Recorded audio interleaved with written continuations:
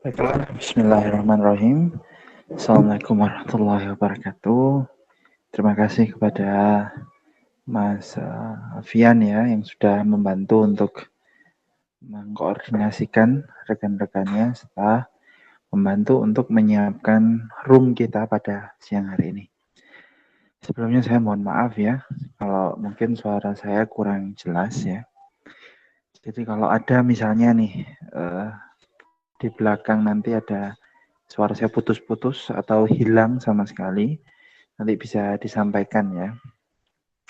Dan saya izin untuk menggunakan dua perangkat ya, satu di laptop dan satu di handphone. Untuk di laptop saya akan menggunakannya untuk memproyeksikan presentasi, sementara di handphone akan saya gunakan untuk sebagai mikrofon. Jadi monggo nanti bila ada mungkin suara saya menghilang atau tidak jelas atau putus-putus nanti bisa disela ya supaya mungkin saya mengganti jaringan juga ya. Saya menggunakan jaringan kampus ya. Jadi kadang mungkin ada beberapa masalah ya. Oke, bismillahirrahmanirrahim. Hari ini kita akan belajar mengenai latar belakang dan judul penelitian. Ya. Latar belakang ini bagian yang sangat penting ya, dan judul penelitian itu juga tidak kalah penting. Bedanya adalah judul penelitian adalah sesuatu yang langsung ditangkap oleh orang ketika dia mencari naskah, mencari literatur, ya, sehingga judul itu sangat penting ya untuk menarik perhatian para pencari literatur, para mungkin orang yang akan menulis skripsi, menulis disertasi, menulis tugas ya. Sehingga judul penelitian itu kita juga harus pikirkan ya, bagaimana judul penelitian yang baik. Yang kedua juga belakang. Walaupun mungkin judul penelitian Anda sudah cukup elegan ya, sangat menarik perhatian karena mungkin variabelnya yang baru, karena mungkin Anda memberikan novelty ya, memberikan kebaruan dengan menghubungkan antara variabel yang Anda teliti dengan mungkin satu kondisi sosial yang saat ini sedang menjadi masalah ya. Tapi kemudian latar belakang itu juga sangat penting karena nanti orang akan melihat lebih jauh sejauh mana kita telah melakukan tugas rumah ya untuk mengkaji literatur yang ada dan juga untuk diyakinkan sejauh mana bahwa penelitian kita itu benar-benar genting, penting dan harus dibaca. Oke, jadi kita akan masuk terlebih dahulu ke definisi dari latar belakang. Nah, latar belakang itu secara sederhana adalah urgensi ya, kepentingan, kegentingan. Kenapa kemudian penelitian kita ini layak untuk diinvestigasi, diteliti ya. Kenapa nggak topik yang lain? Kenapa kok topik kalian? Dan ketika kalian berbicara tentang penelitian kalian, kalian juga mungkin akan membahas, mengungkap beberapa hal yang mungkin berkaitan dengan penelitian kalian. Dan dengan itu kalian berusaha untuk membatasi penelitian kalian ya dengan membahasnya di latar belakang bahwa penelitian ini menjadi penting dikarenakan apa? Penelitian ini fokus kepada topik ini dikarenakan apa? Jadi latar belakang itu utamanya adalah untuk menjelaskan apa urgensi, apa pentingnya, apa signifikansi dari penelitian yang sedang kita lakukan. Saya senang dengan beberapa dosen yang punya satu analogi yang bagus ya, satu cara untuk mendemonstrasikan dengan sangat baik ya. Mereka mengatakan bahwa anggaplah latar belakang itu seperti sebuah ramalan bahwa akan terjadi kiamat, akan terjadi kehancuran pada dunia kalau penelitian kamu, variabel kamu itu enggak segera diteliti. Sehingga kemudian kamu harus mampu ya mengungkapkan fenomena-fenomena yang menjadikan latar belakang kamu itu bermakna. Kamu juga harus melengkapinya dengan argumen ya, dengan rasionalisasi, dengan nalar. Kemudian kamu juga mengungkap data-data. data-data statistik ya, data-data angka kuantitatif yang membuat orang lebih yakin. Yang terakhir, kamu juga harus mengungkap ya bagaimana posisi penelitian ini dalam literatur. Apakah sudah ada yang meneliti sebelumnya ataukah belum ada? Atau jika sudah ada, bagaimana pandangan mereka? Apa hasil temuan para peneliti itu? Apakah ada kontradiksi, ada konflik, ada dialektika, ya, ada tesis antitesis ya. Semua itu harus kita mampu ungkapkan di latar belakang. Nah, latar belakang itu juga biasanya sangat penting karena apa? Karena biasanya latar belakang itu seringkali menggantikan kajian literatur atau kajian teori ya, karena dianggap sudah tuntas dibahas di latar belakang. Nah, makanya kenapa kok latar belakang itu posisinya sangatlah vital. Kadang latar belakang itu juga dimaknai atau disebut sebagai pengantar, kadang juga dimaknai sebagai pendahuluan ya, kadang juga kalau dalam bahasa Inggris disebut sebagai introduction.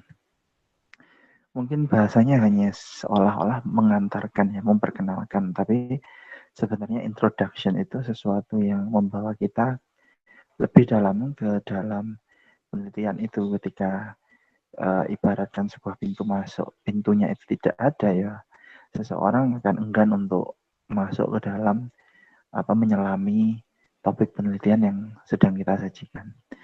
Itu kenapa latar belakang itu sangat penting ya. Barangkali kalau kita bicara metodologi itu seperti pondasi. Lalu bagaimana judul itu seperti tampak depan. Tapi kemudian latar belakang itu seperti pintu yang membawa kita untuk masuk ke dalam rumah penelitian itu. Jadi kalau nggak ada pintu atau pintunya jelek ya, pintunya rusak, pintunya buruk ya, orang pun juga akan enggan untuk masuk lebih jauh ke dalam rumah ya. Barangkali judulnya udah bagus, tampak mukanya udah bagus, tapi ketika latar belakangnya kemudian absurd atau mungkin poorly constructed ya, orang mungkin berpikir 2 kali 3 kali untuk melanjutkan membaca hingga tuntas penelitian kita.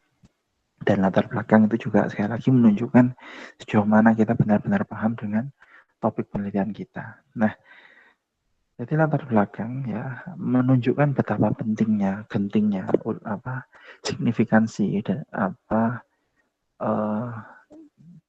kepentingan, urgensi atau signifikansi dari penelitian kita. Nah, untuk menunjukkan itu, latar belakang berisi 4 elemen utama. Yang elemen itu masing-masing menjadi menjadi kolom ya, kolom yang menyangga latar belakang, kolom yang mengisi latar belakang sehingga latar belakang menjadi kokoh ya, menjadi bermakna ya, bermakna secara mendalam bagi pembaca. Oke, sekarang kita akan bahas satu persatu elemen-elemen dari latar belakang itu. Yang pertama adalah fenomena. Jadi kita perlu membahas tentang fenomena, dan biasanya dalam fenomena itu kita membahas hal-hal yang negatif, hal-hal yang kondisi saat ini yang membuat orang gelisah, orang menjadi khawatir, orang menjadi melihat, wah ini benar-benar suatu masalah besar yang harus segera kita selesaikan. Ya, sehingga kemudian biasanya di fenomena kita akan membahas kasus-kasus atau informasi-informasi yang kita temukan yang ternyata itu membuat kita semakin resah. Oh, ternyata pendidikan kita semakin buruk, semakin remuk ya, atau mungkin media sosial kita semakin negatif isinya ya. Kayak contohnya yang paling mudah misalnya terkait pendidikan ya. Kita bisa mengatakan bahwa pendidikan saat ini belum berada pada kondisi yang ideal. Pasalnya apa? Nah, ini ada fenomena angka putus sekolah yang masih tinggi, lalu kasus kenakalan remaja, lalu remaja yang menggunakan obat-obatan terlarang, lalu juga dengan remaja yang melakukan tindakan asusila ya.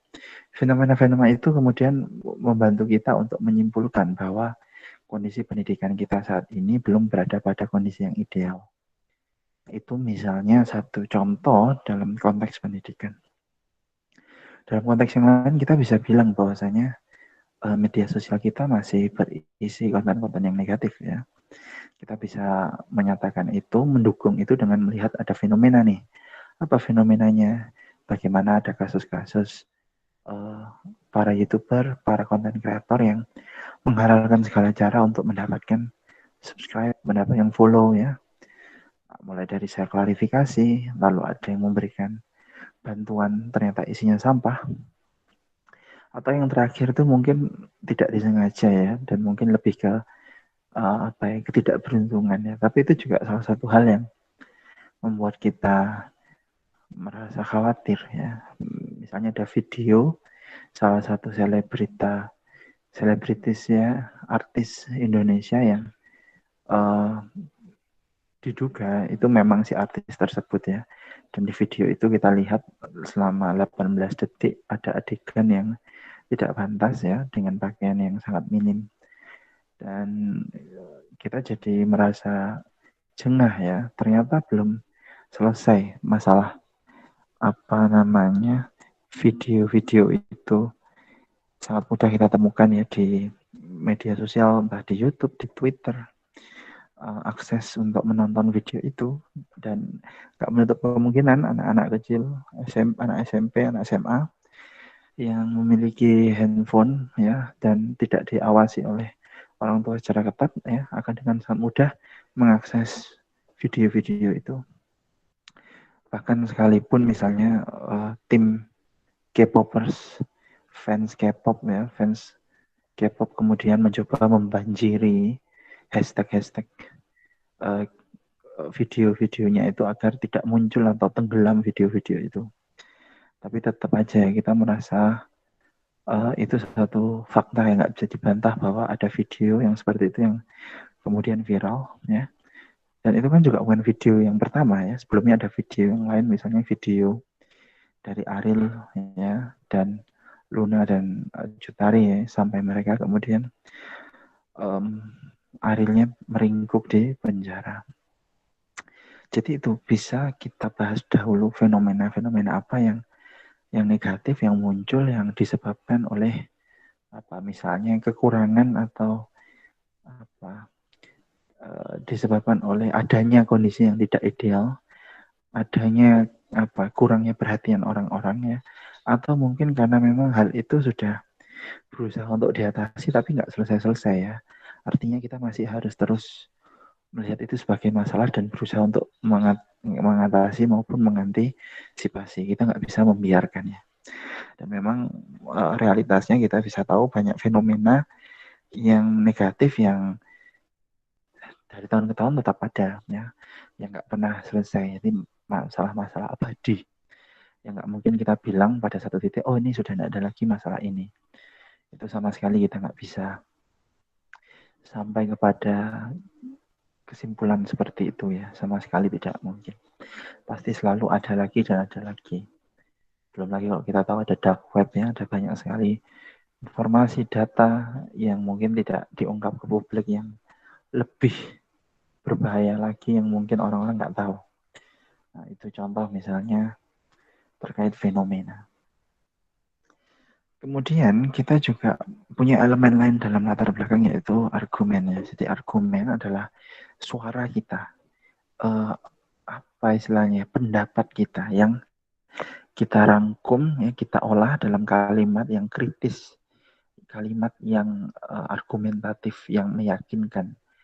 Nah, mengapa meyakinkan? Karena kita deliver itu, kita sajikan itu dengan alasan, dengan rasionalisasi, dengan data dan dengan bukti. Jadi antara fenomena, bukti dan argumen itu sebenarnya bisa dibilang saling jalin berkelindan ya. Jadi saling rajut merajut lah. Contoh misalnya ini saya mengatakan bahwa teknik dialog Socrates masih belum cukup diteliti di dalam populasi selain Barat dan orang-orang kulit putih pria. Ya, ini misalnya satu tesis dan saya jelaskan itu argumen saya apa. Hal ini misalnya dapat dibuktikan oleh temuan Gore bahwa 84% dari penelitian bertema dialog Socrates dilakukan di negara-negara Eropa dan Amerika yang notabene melekat budaya individualistik. Ini misalnya saya berargumen bahwa ya memang masih minim. Kenapa? Buktinya ini ada Gore menemukan bahwa hampir 90% ya, mayoritas ya, penelitian mengenai dialog Socrates itu dilakukan pada orang-orang kulit putih, Kaukasia di Amerika, di Eropa ya, dan sangat jarang di daerah Asia. Sehingga ada kemungkinan misalnya bahwa penelitian-penelitian mereka itu bias, ya, cenderung ke satu titik tertentu. Misalnya dia cenderung kepada menunjukkan bahwa nilai dialog Socrates itu memang efektif, ya, karena memang cocok dengan konteks Barat. Tapi bagaimana ketika digunakan dalam konteks Asia yang sangat kolektivis, ya, sangat menjaga keharmonisan, sangat menjaga keutuhan kelompok, yang menghindari perbedaan, menghindari pertentangan, menghindari konflik, barangkali akan sangat berbeda. Dan itu sebabnya kemudian saya berargumen masih sedikit teliti, ya, dan karenanya kita harus meneliti ini untuk menguji apakah memang dialog Socrates itu efektif untuk diterapkan pada populasi mahasiswa Indonesia. Kemudian juga ada elemen data, ya. Jadi di dalam penelitian kita bisa misalnya menyajikan data-data, tabel, informasi, ya, yang itu memperkuat argumentasi kita, memperkuat latar belakang kita. Dan data-data itu bisa jadi dari data primer, misalnya kita sendiri yang melakukan wawancara, misalnya kita sendiri yang melakukan pengamatan, atau mungkin juga data sekunder, ya, data yang diolah dari orang lainnya, seperti data statistik, data di Ristekdikti, infografis Tirto, Tempo, yaitu semuanya data-data yang saya pikir sangat bisa untuk kita gunakan memperkaya latar belakang kita. Dan jangan lupa, ya, carilah data dari sumber yang kredibel, yang bisa dipercaya. Saya yakin kalau kayak Forlabdikti, Tirto, Tempo itu kan lembaga-lembaga yang bisa dipercaya karena melalui proses verifikasi data yang sangat ketat. Jadi tidak asal ambil data dan mempublis data. Dan istilahnya, dan sebenarnya kita bisa ngambil data dari tempat yang lain, ya, misalnya dari kepolisian, ya. Ketika kita misalnya mau mencari data mengenai tingkat kriminalitas pelaku yang ditangkap dan kejahatannya apa, kita ingin mencari misalnya data mengenai kekerasan seksual di kalangan remaja, ya, yang sampai pernah ditangkap atau diproses oleh kepolisian. Nah, datanya bisa kita lihat. Atau kita mungkin mau melihat yang lain, kita mau lihat ke kejaksaan atau ke kehakiman, ya, ke kejaksaan, ya. Di situ kita misalnya mencari data ada berapa misalnya kasus perceraian yang sudah disidang dan hasilnya ingkrah. Jadi ada keputusan tetap yang menyimpulkan bahwa cerai atau tidak. Nah, itu data-data itu kan bisa kita kumpulkan misalnya ketika kita mau bicara tentang entah itu penelitian kalian tentang kekerasan seksual pada remaja maupun mengenai perceraian, ya, di kalangan mungkin milenial, di kalangan orang dewasa madya, ya, sangat mungkin sekali itu kalian lakukan. Seperti yang saya contohkan di sini, saya menggunakan data PISA, ya, tahun 2020. Dan kita tahu, ya, PISA itu adalah salah satu lembaga asesmen, lembaga pengukur capaian pendidikan yang sangat dipercaya, yang sangat global, ya. Orang-orang banyak yang merujuk kepada PISA. Dan misalnya di situ saya menyebut Indonesia menempati posisi ke-93 dari 104 negara. Wah, ini kan artinya kondisinya memang kita sangat parah, ya, dibandingkan dengan negara-negara yang lain. Sehingga kemudian kita bisa menyimpulkan, ya, bahwa kapasitas berpikir kritis siswa Indonesia itu sangat lemah gitu. Kalau kita merujuk kepada skor PISA, dan karenanya dibutuhkan tindakan segera untuk dapat mengatasi temuan ini. Kita butuh satu tindakan untuk segera meningkatkan kemampuan berpikir kritis siswa agar berada pada kondisi ideal ya, minimal ya peringkat 30 besar ya, atau bagaimana, karena kita yakin bahwa pendidikan itu penentu kemampuan, penentu daya kompetisi suatu negara. Jadi kalau secara pendidikannya sangat jelek ya, secara daya kritisnya lemah, kemungkinan kita untuk berkompetisi di aras global itu sangat minim. Nah, dan di sini saya berhasil atau saya berusaha ya untuk menyajikan data yang data itu memperkuat argumen saya, memperkuat latar belakang saya menjadi lebih penting lagi. Nah, elemen terakhir dari peneliti latar belakang adalah tinjauan literatur ya. Jadi tinjauan literatur adalah pencarian ya, identifikasi, lalu pembacaan, lalu sintesis dari literatur-literatur yang sudah kita baca yang relevan mengenai topik penelitian kita. Katakan kita meneliti tentang media sosial dan remaja ya, berarti kita segera untuk melakukan identifikasi literatur ya di Google Scholars, di Scopus untuk menemukan judul-judul penelitian, untuk menemukan penelitian-penelitian sebelumnya yang mengkaji topik yang sama. Setelah kita membacanya, kita melihat apa sih kelemahan dari penelitian sebelumnya, apa sih kekuatan dari penelitian sebelumnya, apa sih teori atau kerangka penelitian yang mereka lakukan, yang mereka aplikasikan dalam penelitian mereka, untuk kemudian bisa kita gunakan ya, untuk kemudian bisa kita evaluasi, dan evaluasinya itu bisa kita gunakan dalam penelitian kita. Katakan kita menemukan ada penelitian dari Joko, lalu ada penelitian dari Sarah gitu ya, dan dari Joko dan Sarah kita menemukan ada perbedaan. Joko menemukan hasilnya positif, Sarah menemukan hasilnya negatif. Lalu kita akhirnya melakukan analisis sejauh mana penelitian mereka itu didukung oleh metode yang kuat ya. Oh, ternyata punya Joko mengatakan bahwa menonton video porno memiliki korelasi misalnya dengan keinginan untuk segera menikah. Sementara si Sarah menemukan hasil yang berbeda, ya kan? Lalu kita teliti, ternyata metode penelitiannya Joko itu sangat buruk. Misalnya apa? Sampelnya sangat minim. Dia hanya menggunakan 10 partisipan. Sementara Sarah, dia menggunakan 500 partisipan. Nah, dari situ kita bisa simpulkan terdapat perbedaan di literatur mengenai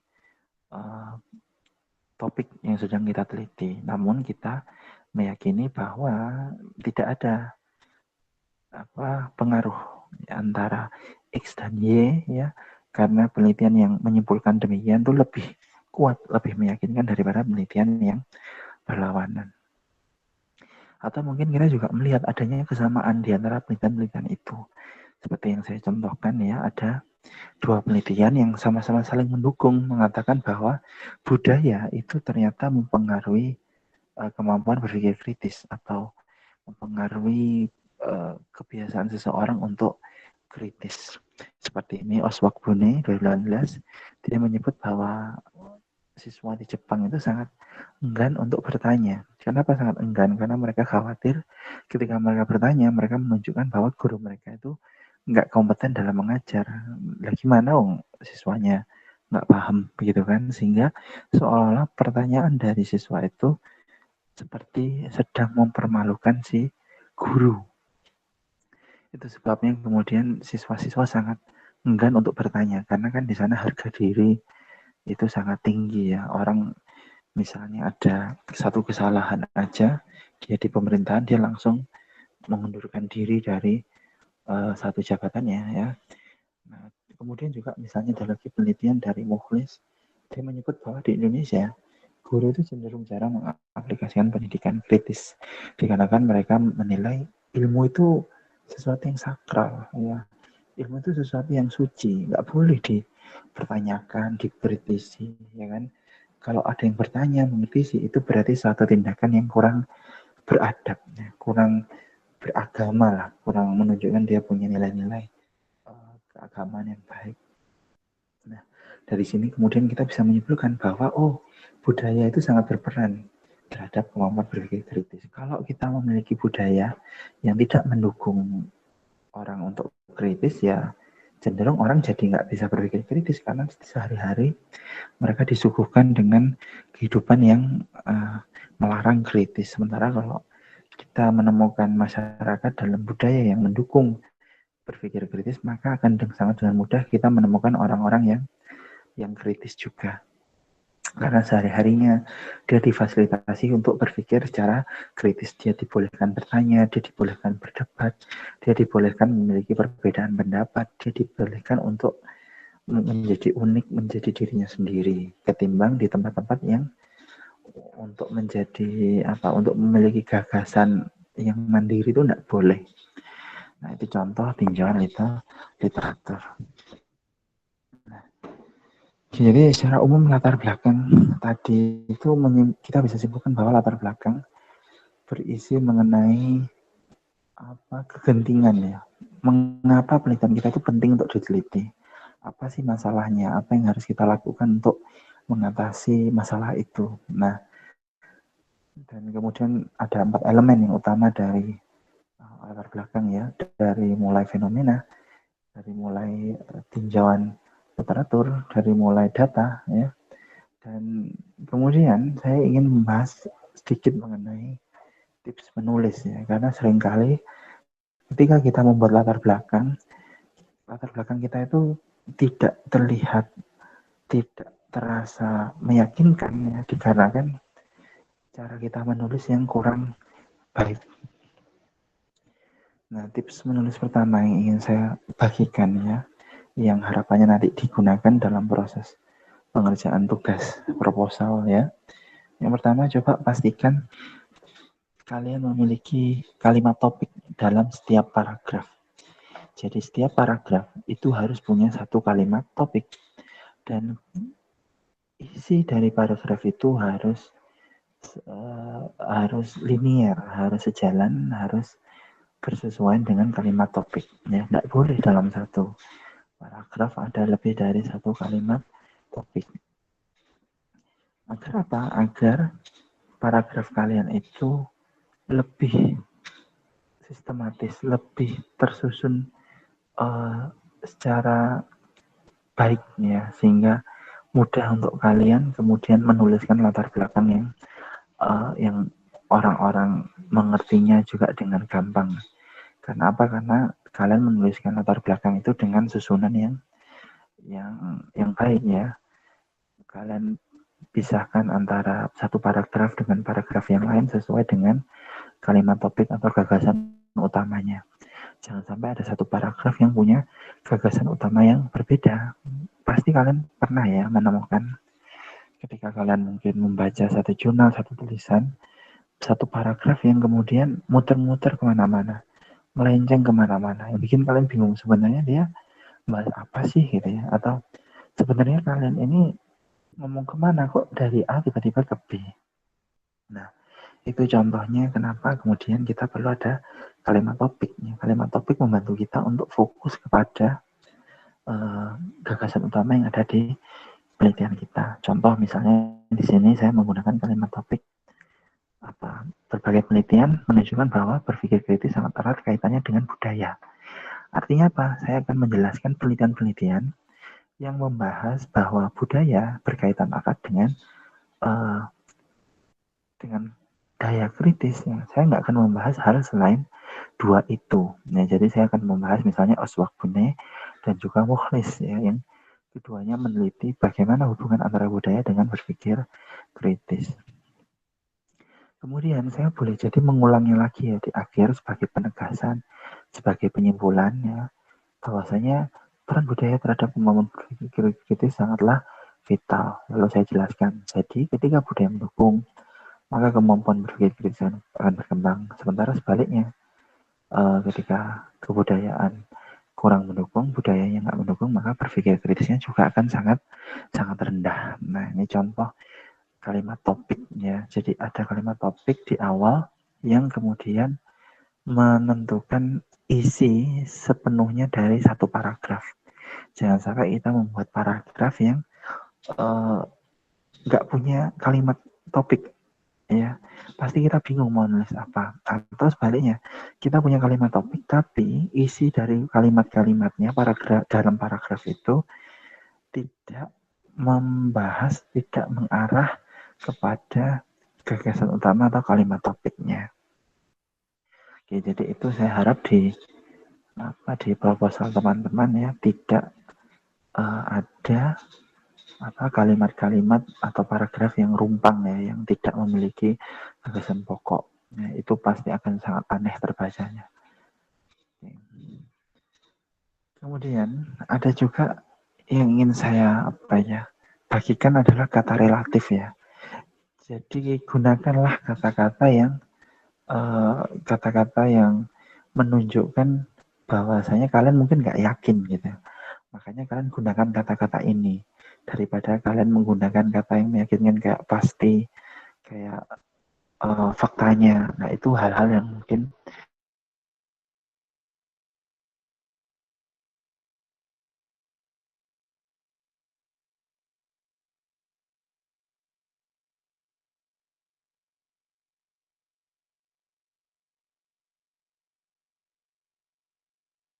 dalam kurung kenakalan remaja masih terus terjadi karena belum ada upaya yang serius sejauh ini dari semua elemen-elemen pendidikan, dari semua stakeholders. Misalnya kalian nggak yakin. Kenapa kalian nggak yakin? Karena kalian kan nggak cukup waktu nih untuk baca semua jurnal, untuk ngecek bahwa sama sekali belum ada tindakan. Dan kalian kan juga bukan guru, bukan peneliti yang serius yang benar-benar fokus di situ. Kalian cuma pernah menjadi siswa, ya kalian juga bukan menteri pendidikan. Jadi jangan-jangan sudah ada usaha, cuman karena tidak efektif, makanya orang-orang tidak melihat bahwa upaya itu serius. Padahal upaya itu sudah serius, sudah luar biasa dilakukan, hanya saja dikarenakan tidak efektif, tidak berhasil, akhirnya kita menganggapnya tidak serius. Nah, untuk itu kita gunakan kata-kata relatif, misalnya nampaknya, secara umum, kemungkinan, nah, atau barangkali, nah, atau besar kemungkinan kita gunakan untuk mengatakan relativitas. Ya. Penting banget ini kita menggunakan kata-kata relatif ketika kita stuck. Kita nggak punya data, kita cuma punya fenomena, dan fenomenanya pun juga nggak secara langsung ada data realnya. Ya. Beda dengan video itu ya, video misalnya video 18 detik lah, misalnya video Ariel lah, itu kan semua benar-benar bisa kita temukan secara langsung. Jadi nggak cuma sesuatu yang kita dengar dari orang lain. Nah, dalam kasus-kasus seperti itu, daripada kalian mengatakan sesuatu yang kalian khawatir salah, atau malah kalian kemudian nggak mau ngomong karena khawatir salah, ya kalian gunakan kata-kata relatif. Misalnya nampaknya, secara umum, dan kemungkinan. Nah, mungkin itu ya untuk kalimat, untuk sedikit tips untuk membuat paragraf ya. Sekarang kita masuk ke membuat judul. Nah, seperti yang sudah saya bahas tadi ya, judul itu satu kalimat yang menjelaskan mengenai apa sih hal utama yang akan kita bahas di dalam penelitian kita ya. Jadi judul itu jarang ada dua kalimat, tiga kalimat, itu sangat jarang. Nah, dan judul itu biasanya hanya satu baris, satu tarikan nafas. Karena harapannya orang ketika membaca langsung tahu, oh isinya ini. Ya, jadi judul itu sangat singkat, padat, dan jelas ya, nggak muluk-muluk. Nah, judul yang bagus itu punya 4 aturan umum ya, dan ini satu standar yang diterima dalam jurnal-jurnal ilmiah ya, jurnal-jurnal akademik. Yang pertama misalnya maksimal 14 kata, jadi nggak boleh satu penelitian itu kemudian memiliki judul yang lebih dari 14 kata. Mungkin teman-teman akan temukan beberapa lebih dari 14 kata, karena mungkin itu ketentuan dari jurnalnya yang berbeda dengan jurnal mainstream, atau mungkin memang dia meneliti sesuatu hal yang sangat banyak dan kompleks, sehingga memang harus ditulis dalam 14 kata. Tapi secara umum ya, kita menulis hanya maksimal 14 kata. Kenapa? Jika lebih dari itu, biasanya jadi ambiar kemana-mana. Padahal judul itu juga membantu kita, membatasi kita untuk fokus kepada satu topik. Sehingga ketika judulnya semakin panjang, biasanya semakin susah juga bagi kita untuk menelitinya, karena terlalu banyak hal yang dibahas. Yang kedua, yang saran umumnya adalah tidak perlu memasukkan identitas populasi secara detail. Misalnya kenakalan remaja siswa SMP 5 Kota Batu pada tahun 2020, ya itu nggak perlulah kita jelaskan terlalu detail. Atau misalnya ketahanan mental pada masyarakat RT 5 RW 4 Kecamatan Karangploso Kabupaten Malang. Nah itu tidak perlu kita jelaskan detail, kecuali ya dalam hal di mana memang narasumbernya, partisipannya itu adalah kelompok yang unik, yang khas, yang terbatas, yang spesifik. Misalnya apa, ABK, anak berkebutuhan khusus. Dia ada yang disleksia, ada yang autis. Nah itu perlu juga mungkin kita sebutkan. Atau misalnya lagi kelompok minoritas, non-muslim misalnya, atau kelompok LGBT. Ya, kita melakukan penelitian pada orang-orang gay misalnya, lesbian. Nah itu bisa jadi kita tuliskan di judul, karena itu akan membuat orang makin tertarik kan. Oh, ini penelitiannya sangat unik ini, karena sampelnya, populasi yang dibahas sangat terbatas. Yang ketiga, misalnya individu dengan sakit tertentu ya, misalnya nih, orang punya sakit diabetes, orang punya sakit jantung. Nah ini kan individunya sangat terbatas ya, nggak semua orang punya diabetes, nggak semua orang punya jantung. Nah ini bisa kita tuliskan di dalam judul, misalnya stres kerja pada penderita diabetes mellitus. Nah ini contoh judul. Yang ketiga, buatlah judul yang sederhana ya, yang to the point, tapi elegan. Tidak usah muluk-muluk ya, yang simple aja, yang menjelaskan X-nya apa, Y-nya apa. Tidak usah biar kemana-mana, karena nanti justru kita yang akan semakin sulit kalau judulnya terlalu kompleks, terlalu tinggi melangit. Yang keempat ya, secara umum ya, judul dalam skripsi, penelitian, ya PKM, itu dibuat berdasar atau merujuk kepada metode utama dari penelitian, atau metode utama yang digunakan dalam skripsi, penelitian, atau PKM itu. Misalnya kalau metode penelitiannya adalah korelasional ya, nah ya berarti judulnya ya hubungan antara. Misalnya hubungan antara stres kerja dengan keinginan untuk bunuh diri. Nah, atau hubungan antara motivasi belajar dan nilai IPK. Nah, itu contoh judul hubungan, judul penelitian yang menggunakan metode hubungan. Atau mungkin penelitian yang menggunakan judul efektivitas ya.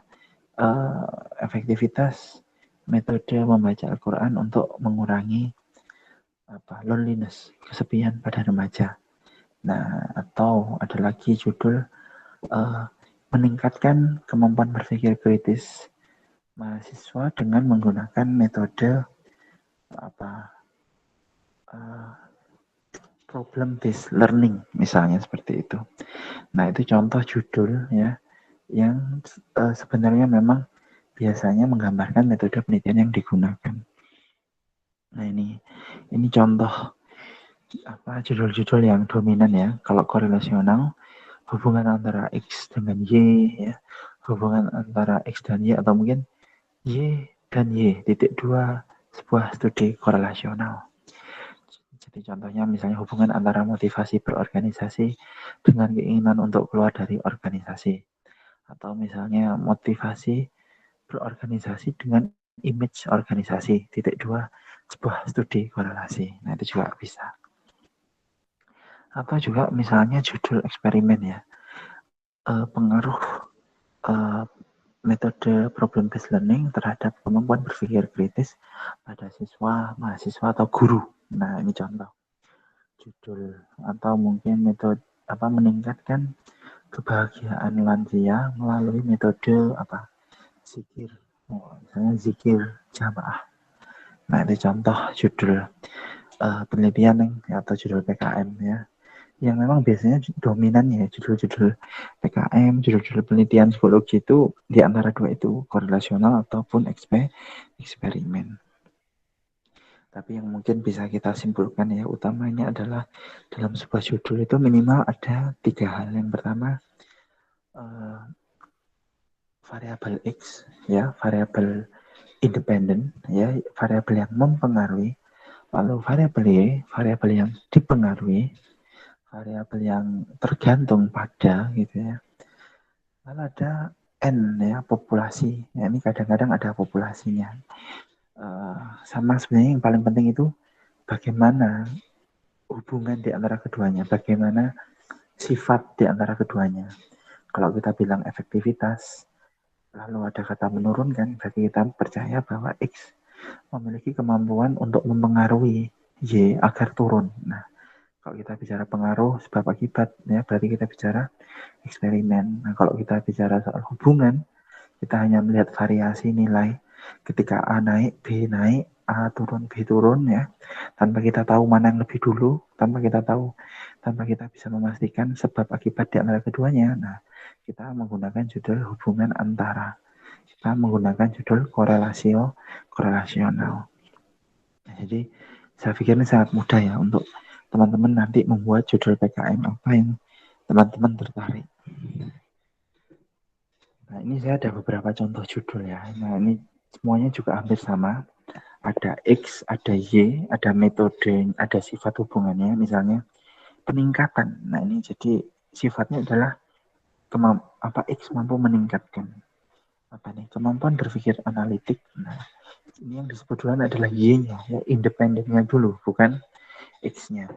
Ya, peningkatan kemampuan berpikir kritis melalui, nah, ini alatnya, metodenya apa? Model pembelajaran TIPRO, TUR. Nah, ini X-nya. Tahu misalnya eksperimen computational thinking. Nah, ini X untuk meningkatkan apa? Problem solving. Nah, jadi X-nya computational thinking ya, sekaligus permainan Gorills ya. Jadi berpikir secara komputasional menggunakan Gorills untuk meningkatkan problem solving. Atau misalnya lagi nomor 3, penerapan Zentangle. Nah, ini X-nya, variabel independennya Zentangle ya, untuk meningkatkan apa? Retensi memori, kemampuan untuk mempertahankan ingatan.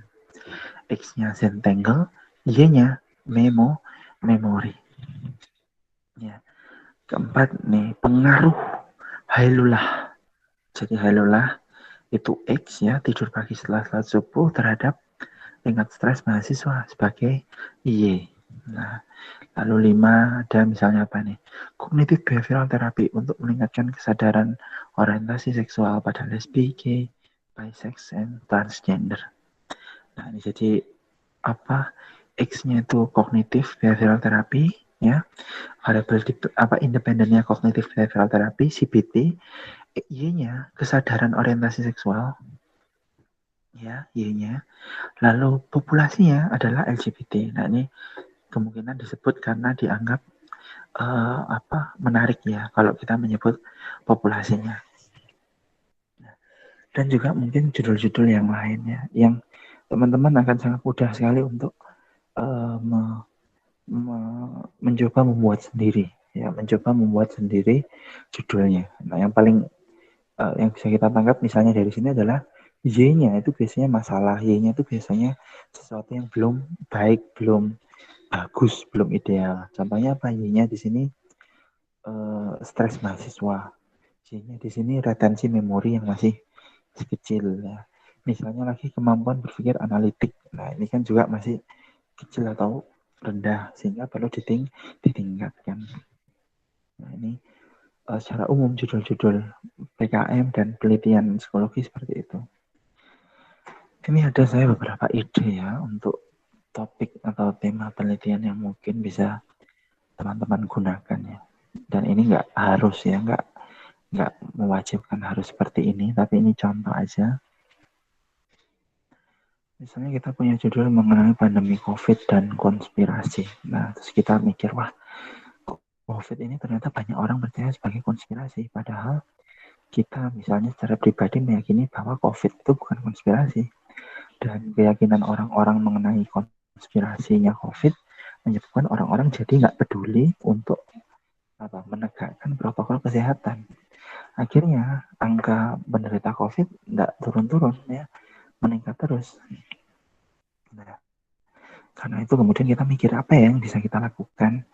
Kita mikir, oh mungkin lewat kartun Bang Gojek untuk mengurangi mispersepsi masyarakat terkait COVID. Nah, kita berpikir untuk membuat sebuah kartun yang tokoh utamanya itu ngobrol santai, lalu memberikan rasionalisasi penalaran mengenai COVID ini loh bukan bukan konspirasi. Ini memang beneran ada dengan menyuguhkan rasionalisasi data-data argumen yang sederhana bahasanya tapi powerful gitu ya.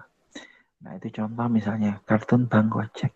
Terus kita misalnya mikir lagi, kartun Bang Gojek ini kayaknya lebih cocok untuk orang-orang usia menengah ke atas ya. Untuk orang-orang menengah ke bawah mungkin ya. Anak-anak muda yang SMP SD. Kita mikir gimana kalau anak-anak remaja akhir dan dewasa awal. Akhirnya kita mikir, oh kita pakai duta kesehatan milenial di Instagram. Nah, jadi ini contoh lain ya untuk topik tema pandemi COVID dan konspirasi. Kita berharap dengan punya duta kesehatan milenial ya, mereka bisa bekerja bersama-sama untuk mengedukasi masyarakat, memberikan pemahaman yang lengkap mengenai bahaya dari COVID-19. Nah, kemudian ada juga pandemi COVID dan pembelajaran. Nah, kita misalnya merasakan bahwa, oh, saya selama ini ketika pembelajaran daring merasakan kelelahan, Pak. Merasakan capek yang luar biasa. Nah, itu masalahnya, ya Y-nya. Terus saya mikir, apa Pak yang bisa saya lakukan? Nah, misalnya kita menggunakan namanya 5 minutes meditation. Jadi, 5 minutes meditation itu nanti kita upayakan sebagai metode yang digunakan untuk mengurangi rasa lelah dikarenakan pembelajaran daring melalui Zoom. Ya, itu contoh 5 minutes meditation. Atau mungkin kalian ada yang lain. Sholat sunnah untuk mengatasi Zoom fatigue. Nah, itu juga bisa sekali ya, monggo. Atau mungkin kalian pengen meneliti, Pak, ada nggak sih pengaruh dari pembelajaran daring terhadap stres? Nah, jadi kalian meneliti apakah pembelajaran daring itu meningkatkan stres mahasiswa. Nah, ini juga bisa menjadi alternatif judul buat teman-teman yang mau meneliti dalam topik atau tema pandemi COVID dan pembelajaran. Nah, ini saya juga ada ya halaman kedua ini contoh lagi yang mungkin bisa teman-teman pakai ya. Misalnya apa?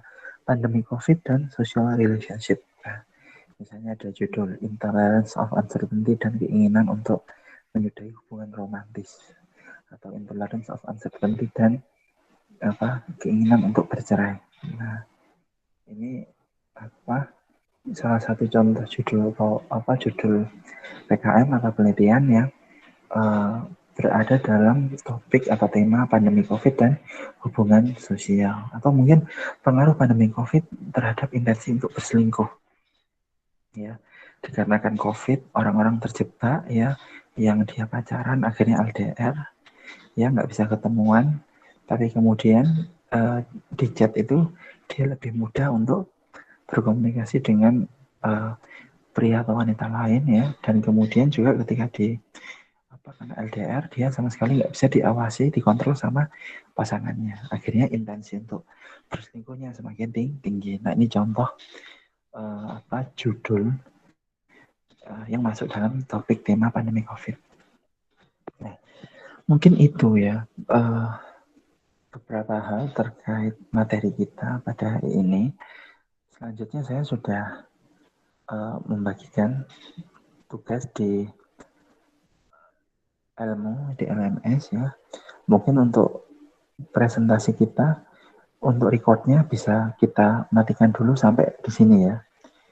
Untuk kemudian kita bisa masuk ke mungkin sesi tanya jawab atau sesi diskusi atau sesi